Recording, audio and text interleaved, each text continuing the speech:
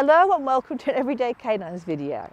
In this series we're looking at the Kennel Club Good Citizen Dog Scheme bronze level, and this is our final exercise, exercise 10. Now this doesn't actually involve your dog as such. This is usually the last exercise they do within the test, and it is for the handler to discuss their responsibility and needs and cares for the dog, to demonstrate basically that they understand what they need to do to look after a dog. So they call it responsibility and care. So the examiner will they can ask up to 6 questions. You only need to get 3 correct. And it'll come from the section 1 of the Kennel Club scheme, Good Citizen scheme list. And we'll put a link there so you can find it. It'll be on the bronze section.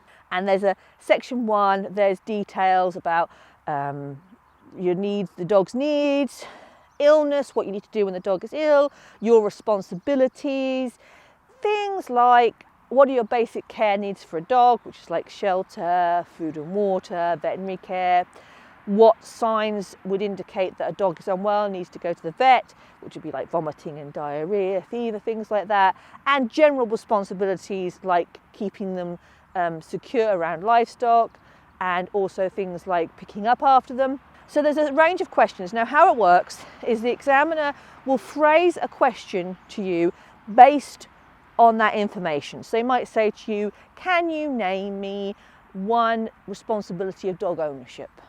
And you will say, oh yeah, they should be properly under control in a public place. Something like that. As I say, they can ask you up to 6 questions because it says on the scheme you need to get 3 out of 6 questions correct. So technically you've got to answer 3, but if you get something wrong, they can ask you up to 6 to get it right. And it does state on the list that if you get the question wrong, the examiner can then rephrase the question to help you get it right. So they are really trying to help you to get this. It's not quite like a spot quiz where if you get one thing wrong, they're going to kick you out. They're trying to help you on this. If you're in a club and you're having lessons prior to the test, then your instructor will probably have gone through a discussion with you, going through the list of requirements, discussing things like socialization, and if you're having any problems, they'll discuss that and troubleshooting, things like that.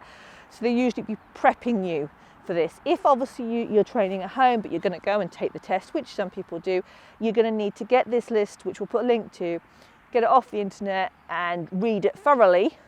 If you're in a class situation, you'll usually be given it as a handout. But read it through. It is actually really straightforward common sense. I wouldn't say there's anything particularly on there that you go, oh, I didn't know that. If you own a pet and if you got an average intelligence, you should be quite capable of knowing all that. There might be a few quirky things that you look at and you go, well, I wouldn't have classified that under this section, but that's not a thing to say, you should know, and it is quite straightforward. So it's nothing to be really worried about, though quite often this is the bit that's most nerve-wracking. I can tell you on my first ever time taking Sparrow through the bronze test, I completely went spaced out at this stage in the questions and my mind went blank and I couldn't think of a single answer. Fortunately, I had a lovely examiner who helped me along and we passed. We'd done everything else absolutely fine. It was just one of those moments. It's just the second someone says, I've got a question for you, you go. So that's basically the last part of this examination. And I wish you all, if you're taking this examination, I wish you all the very best of luck.